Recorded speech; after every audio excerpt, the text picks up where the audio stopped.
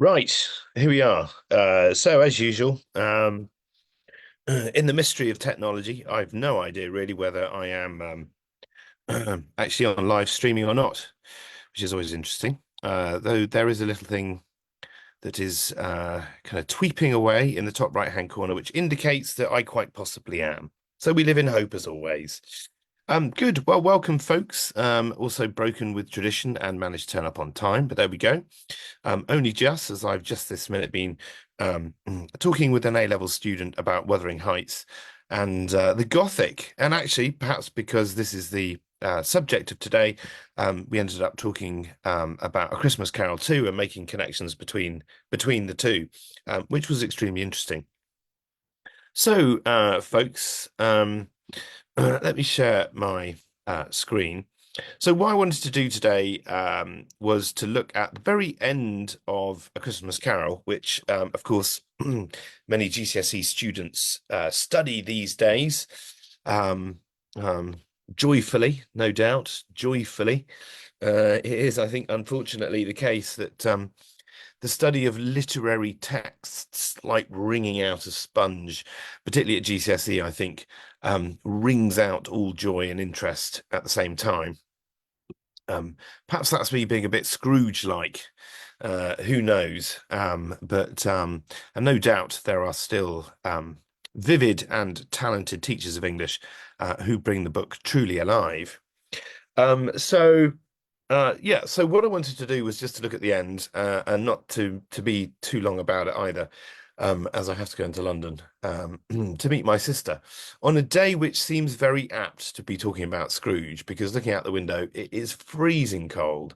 It is windy, it is raining. I think there's a storm with the unlikely name of Bert, which is upon us, and so perhaps seems apt to be talking about A Christmas Carol and Scrooge. Okay, so where to begin? All right, so well, we're going to begin at the end, and um, to come up with some core ideas. So one of the core ideas about A Christmas Carol that I would suggest is um, unlike, for example, I don't know, Paradise Lost or something, okay, which is, of course, the grand old drama between good and evil. There we go. That's not really the drama that we're looking at here in A Christmas Carol. And for Charles Dickens, it wasn't so much good and evil as it was to do with being cold-hearted. Those of you who know Wuthering Heights, since I've just been talking about it, being like a Lockwood, Scrooge is a Lockwood, rigid, locked in himself. The fog at the start of the novel representing his lack of self-knowledge, which he lacks completely. Again, you know, cold, which indicates, of course, if we were to make links with the Gothic, and of course, Christmas Carol is quite a Gothic text, is the Gothic's fascination with liminal states, like the vampire, for example, or Frankenstein's monster. So between life and death. So one of the things that we can um, consider that at the beginning of the novel, of course, Scrooge is vampiric. What do we mean by that? Scrooge is vampiric in the sense that he is not really alive. He is already dead. Dead to what? Dead to vital existence. And by being dead to vital existence, then his mere presence vampirically sucks vital existence out of his the kind of force field of his presence. Um, which interestingly is one of the reasons, of course, you also got to think, well, why was Scrooge chosen by Marley? It's always I think quite an interesting question because the kind of stock answer, let us talking about vampires, let us hold up the crucifix to stock answers. Get thee behind me, Satan. There is no interest there. These answers are in and of themselves Lockwood answers. Um, Parroted out by students on exam papers up and down the country. Um, and Ironically, really, because, actually, A Christmas Carol, much like Wuthering Heights, much like Wuthering Heights, really, is about different ways of reading the vitality. Literature is a breathing hole back into vital existence, but one must be open to the alchemical process of literature itself, which is what Charles Dickens wanted to happen with A Christmas Carol, and indeed did happen. A Christmas Carol is a key text actually in shaping the Christmas that we know today. Um, therefore, for Charles Dickens in A Christmas Carol, it wasn't so much the dichotomy between good and evil, but between being cold-hearted and merry. Okay, cold-hearted and merry. Hence the title of this teaching, which is Scrooge, a Merry Man Transformed. Okay. And so what does it mean in a nutshell? Well, in a nutshell, it means to be cold-hearted is just as I described Scrooge, a kind of vampiric figure. Ultimately, of course, a vampiric figure who cannot stand the light, just as Scrooge cannot stand the light. He's surrounded by fog. At the start of the novel, as I said, and fog represents his own lack of self-knowledge as much as anything. And the first ghost, apart from Marley, that he meets is the ghost of Christmas Past. And most notable about the ghost, well, two things actually. One is he's got this beam of light that comes out of his head that is, foreshadows the function that he will have, which is this is the light of self-knowledge. And of course, he's also this interesting figure who is both childlike and ancient, which is again, if we go back to the romantic idea, not Mills and Boon's romantic, but Wordsworth romantic. If you're reading something like Ode Intimations of Immortality, so it's this Wordsworthian idea that the child is, in a sense, the soul. And then what happens in the process of growing up is that the child's hand slips from our adult selves and we become Lockwood characters, brittle, like Scrooge, brittle, vain, prejudiced, inflexible, cynical, bar humbug, and very easy to become. Like open up the newspaper, read about the state of the world as it is. It's very difficult not to become cynical and rather embittered. Which is, in and of itself kind of interesting. And that's, of course, what happens. That's what happens to Scrooge. Um, so, yeah, slightly lost my train there. Got lost. Got lost. So again, well, let's go back to this distinction between being cold-hearted and being merry. So if you're cold-hearted, then again, you're this vampiric figure who is cut off from vital existence. So the Wordsworthian idea, of course, is that the child is the soul. Why? Because the child exists in the moment. The child exists spontaneously. The child exists in the spirit of playfulness, the ability to perform but not take the performance too seriously, to move in and out of playful identities. We lose this capacity as we become ossified into the seriousness of our own self-perception. Through which we judge other people and react most aggressively to any threat to our own sense of dignity. So that's what we have. That then corresponds with Charles Dickens' sense of merriness, because there are merry figures within the novel. The first one that we meet, of course, is Fred.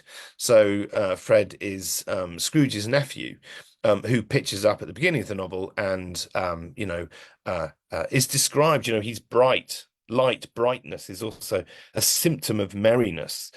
And not just light, though often the descriptions are of light, shining, brightness, all this kind of stuff, but light of spirit, as opposed to Scrooge's heaviness, already weighed down by the metaphorical chains which surpass even those of Marley. Of course, the light of Fred is unaffected by the heaviness of his uncle, even though his uncle continually, dismisses him, reposts his invitations to Christmas. But yet Fred's brightness, his lightness, his merriment is not enough to change Scrooge. Interestingly, Scrooge has to go on this very profound journey. um, which is, if you think about it, as soon as he opens that doorknob and the doorknob has got Marley's face on it, well, what is this journey that he's going into? Well, it's a journey within. Okay, it's a journey within. And mm, that in and of itself is very interesting. Um, but um, um, ultimately, of course, and interestingly, what he has to, the journey is terrifying. The journey is traumatic. And the journey is a reconnection with vital existence, interestingly. And it is as if when he opens the door, which now the doorknob is Marley's face, you can imagine, I mean, this is why it's brilliantly done, I think, is that he is like opening a novel. It's the novel of himself. And he is reading the novel of himself. And in fact, one of the very first things that happens is the Ghost of Christmas Past takes him back to when he was an isolated child.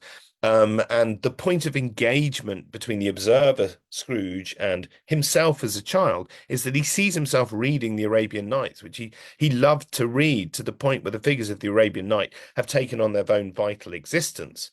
So a key message of A Christmas Carol is about reading itself, different ways of reading. Do you know, like Dickens didn't write his novels just to make people laugh, though he did because laughter is a key symptom of merriness, and we can see it at the end here.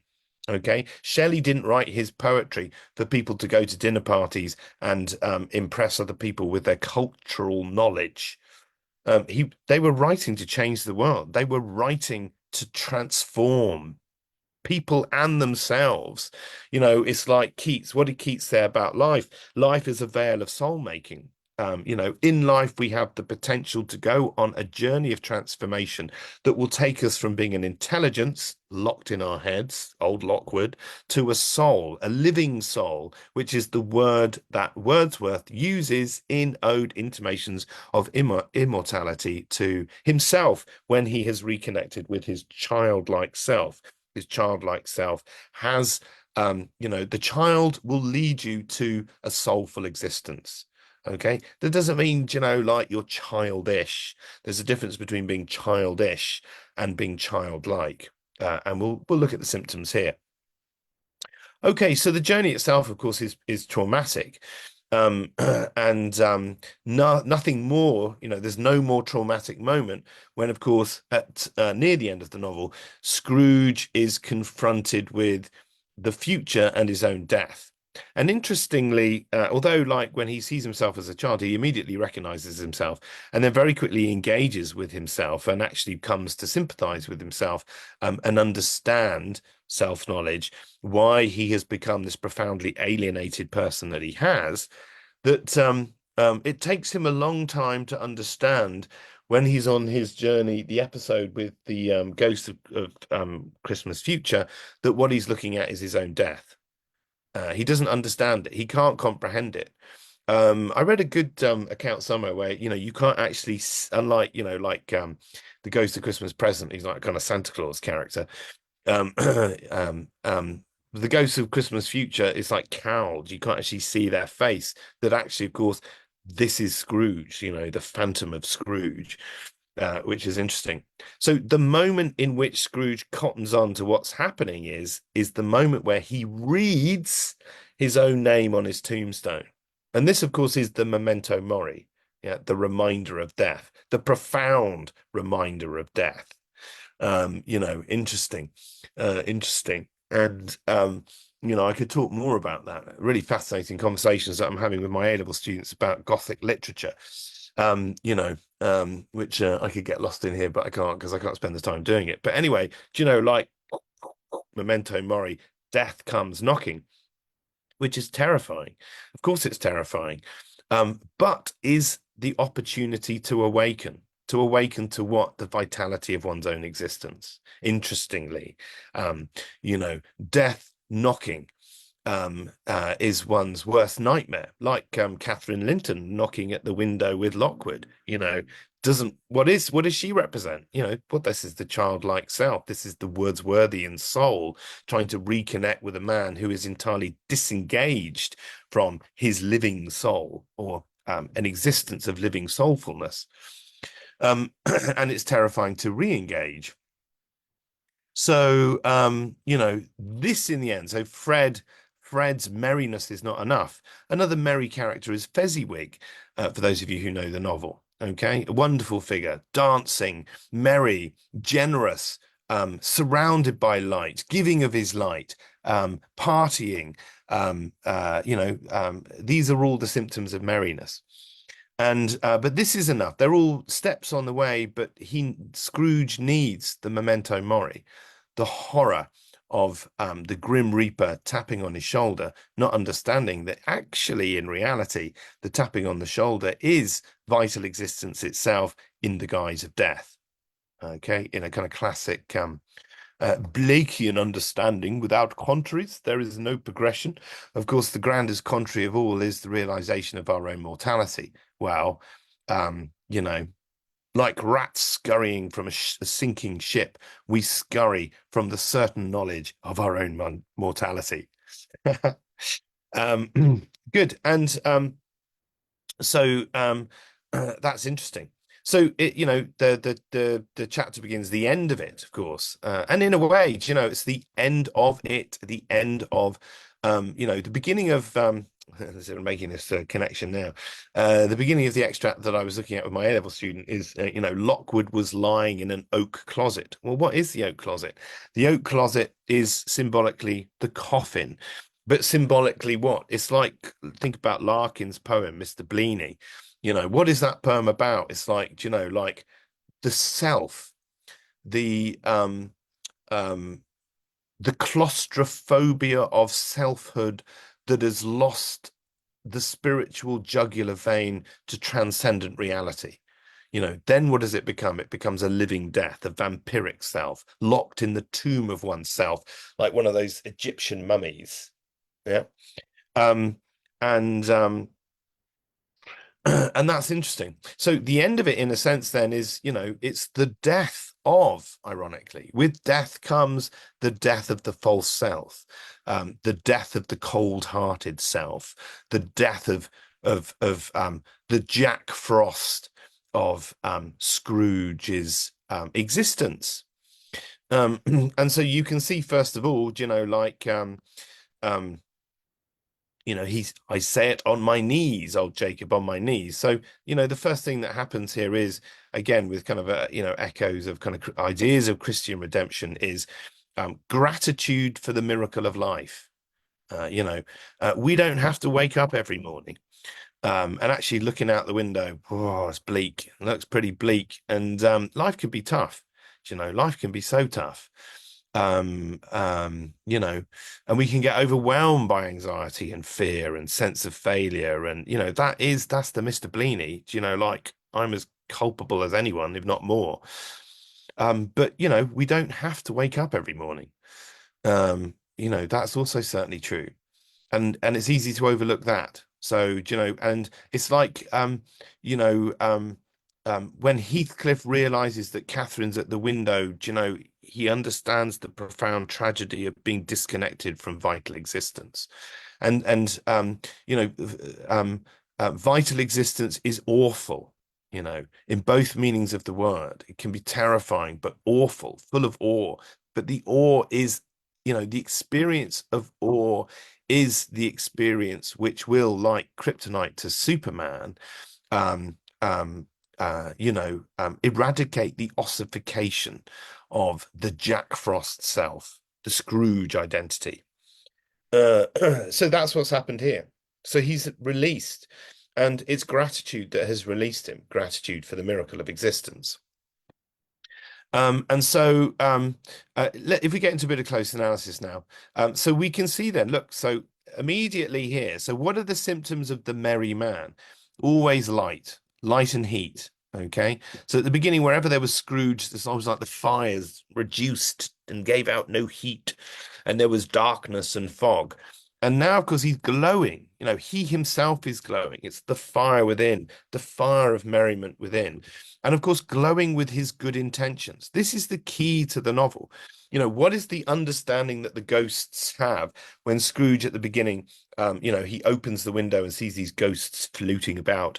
And the understanding that he comes to, and in fact is told by a ghost, is, of course, that the problem is that when you're human, i.e., not a ghost, it's like we are thinking of Blake, the mind-forged manacles.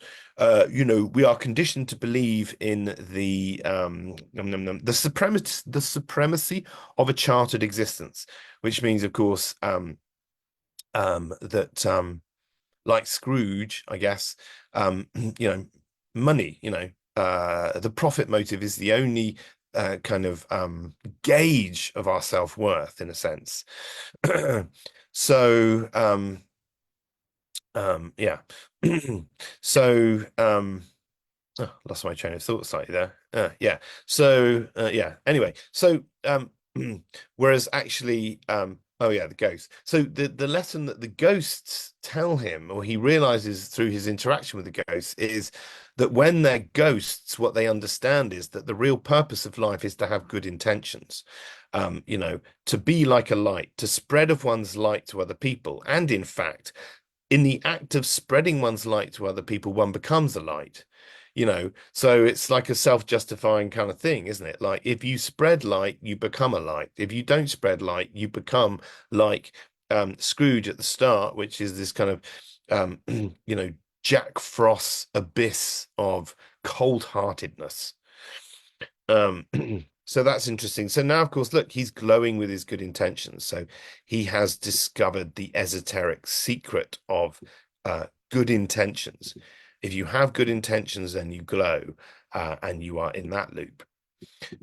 So, and of course, now as well, if we look, so he'd been sobbing violently, and his face was wet with tears. Again, there's something childlike about that, isn't there? The kind of, children can weep and then next minute they're okay, whereas as adults, isn't it? We it's resentment. What is resentment? Resentment is, again, the repression of emotions that we release as a child, that, canker away our authenticity, and turn us into cynical people, cold-hearted people. And there we go. So, um, um, so then, um, here. So now, as a merry man, let's look at the symptoms of the merry man. So the first is, I don't know what to do. Okay, this is a symptom of the merry man, or of course merry woman, but I guess we're talking about Scrooge here. And you know, I don't know what to do.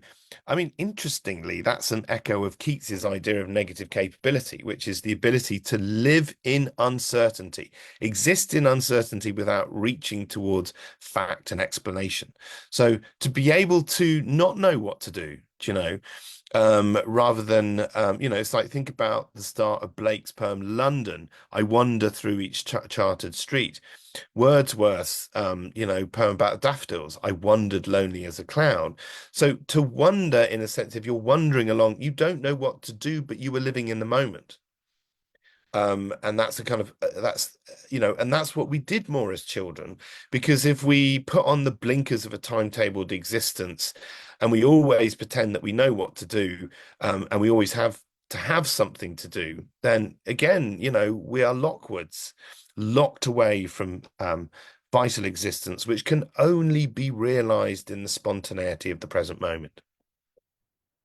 So again, he doesn't know what to do, laughing and crying in the same breath. Again, this experience of conflicting emotions, even. And look at what he says, I am as light as a feather. So light is always associated with the merry man, both like physical light, light from fires, light from candles, whatever it is, but also lightness of spirit. I'm as happy as an angel. I am as merry as a schoolboy. So there we go. Of course, not the schoolboy that he was as a child, because he's understood as a schoolboy that the isolation that he experienced then led to the alienation that he experienced later on in life. But he is a schoolboy now because he has discovered the Wordsworthian child. And of course, it through the discovery of one's childlike, one's self, one is led to merriness because ch children have a natural affinity to merriness. We have a natural affinity, I do anyway, to pontificating cynicism. There we go. So, and again, look at his use of language there. So, hello there, whoop, hello. So, using that like a word like whoop doesn't mean anything.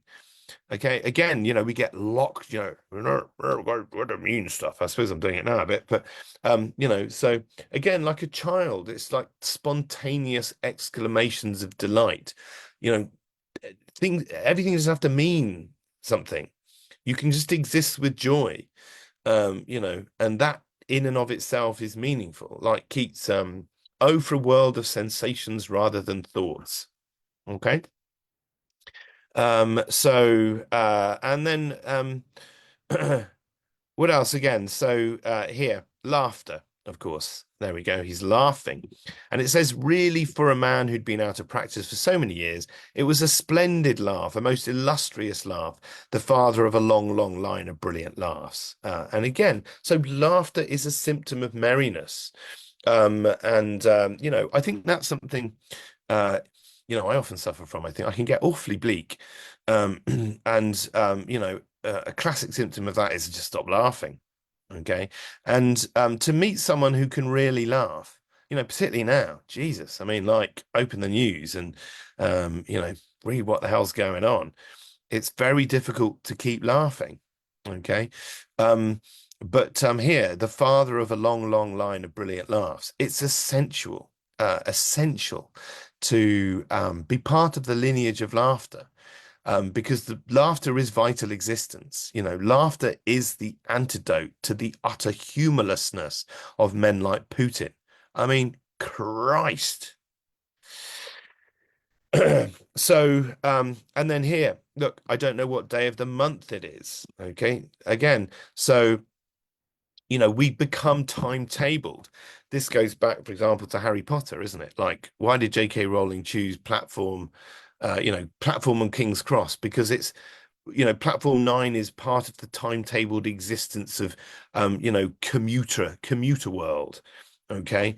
Um, Dreadful as it is, well, if you're locked in that timetabled existence, everything is planned, everything is on the calendar, blah, blah, blah, which I'm not being naive about. Of course, you've got to be organized, but one can be organized to the point where any spontaneity is completely gone.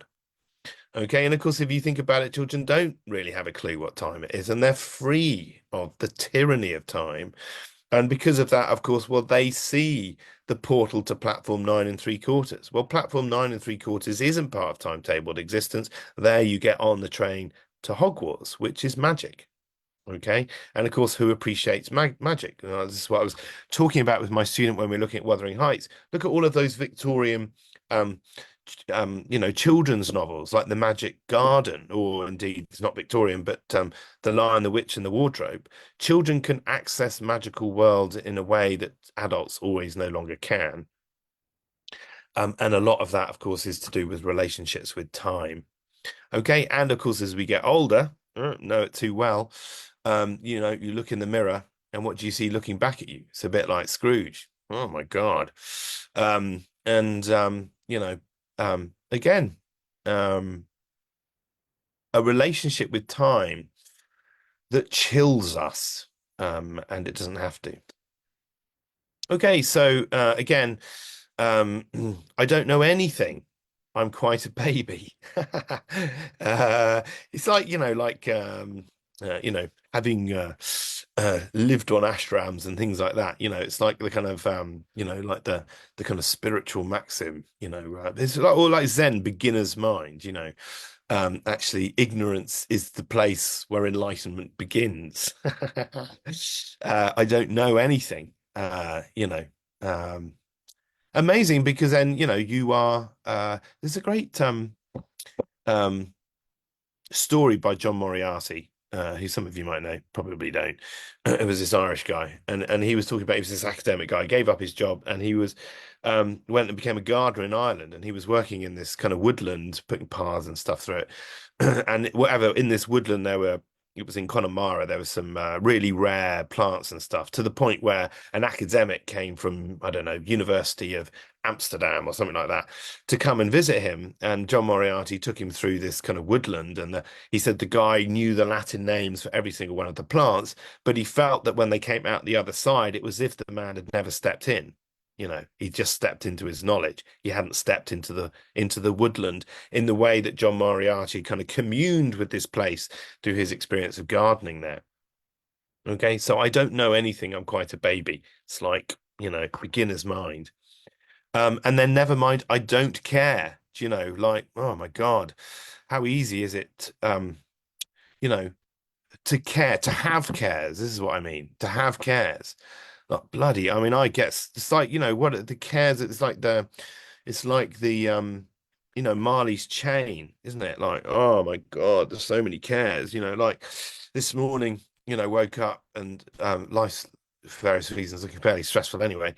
And during the night, someone smashed into Emily's car, and it's like, oh my God. And then it's another link in the chain of the cares that wear one down. Can one exist for a second without care?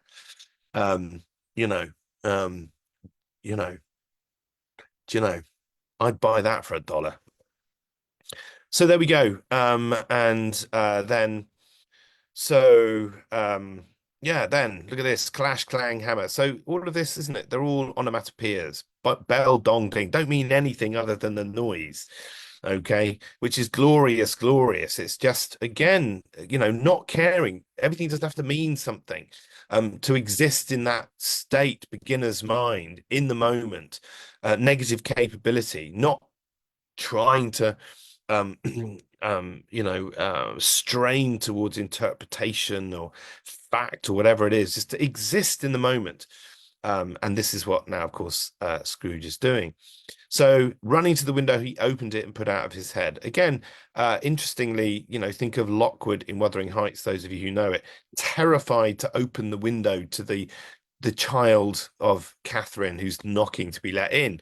But that's our relationship with, this is the window of reality, isn't it? The window of vital existence. It's like Kate Chopin's short story, The Story of an Hour, like the window's open and she's like, whoa, vital existence comes pouring in. But we don't want to open it, we don't. And think about Lockwood, like the hand comes in and he's scoring it on the broken glass and making it bleed because, like, I don't want reality. Reality's terrifying. But now, again, Scrooge can just stick his head out of the window and it's liberation, it's freedom. There are no floating ghosts out in the window anymore. There is just reality. No fog, no mist, clear, bright, jovial, stirring, cold, piping for the blood to dance to. Golden sunlight, heavenly sky, sweet fresh air, merry bells. Oh, glorious, glorious. It's like a bloody Wordsworthian poem, that one is. Fantastic. And that's it. That is it right there. Vital existence. We don't want to do it because it's the ghosts outside. And then of course, generosity, of course. And what does he do? The first thing he does is he buys a turkey and he sends it off to Bob, old Bob Cratchit. There we go. Because he understands, of course, that the secret to life is generosity. And here, like, he learns to chuckle, genuinely to chuckle. Yeah, I don't do enough chuckling. I cynically guffaw. Yes, I thought so. I thought so. Yeah, I need to chuckle more. More chuckling, please. So there we go. And of course, now, Scrooge has transformed into a merry man. And It's lovely, it's a lovely thing, of course. And part of the point about it is, it's interesting, isn't it? Why was Scrooge, in a sense, chosen? You know, um, uh, because Scrooge's alienation at the start, you see, this is a mistake a lot of students make about Scrooge. He's not just a personification for Dickens' disapproval of the selfishness of um, the new capitalist society. I mean, there is part of that, but it's more than that. He's like a fairy tale character. He's profoundly alienated. Okay, and I reckon actually, do you know, like I think there's quite a convincing gay reading. Do you know, like him and Marley, like living in mystery. I think, and I think it makes it, a far more sympathetic book actually, because of course homosexuality was illegal in Victorian times. Look at what happened to old Oscar Wilde. And perhaps his alienation, his profound disenchantment is the disenchantment with the hypocritical world that judges him for being a homosexual. And of course, that's his alienation. I mean, be a little cautious with that reading if you're a GCSE student there lapping up my words. But I think it's really interesting and it's worth thinking of, because the point that I'm making, and this is, I think, something that one can understand, is the depth of his alienation as a character also reveals the opposites. Without opposites, there's no progression.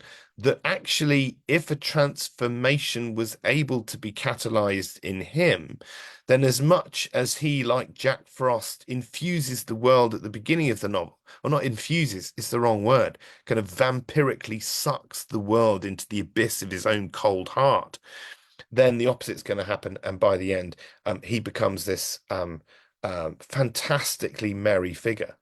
And the transformation that occurs for him then is a transformation, like kind of chucking a pebble into a pond that will then ring out into society itself and will transform society itself.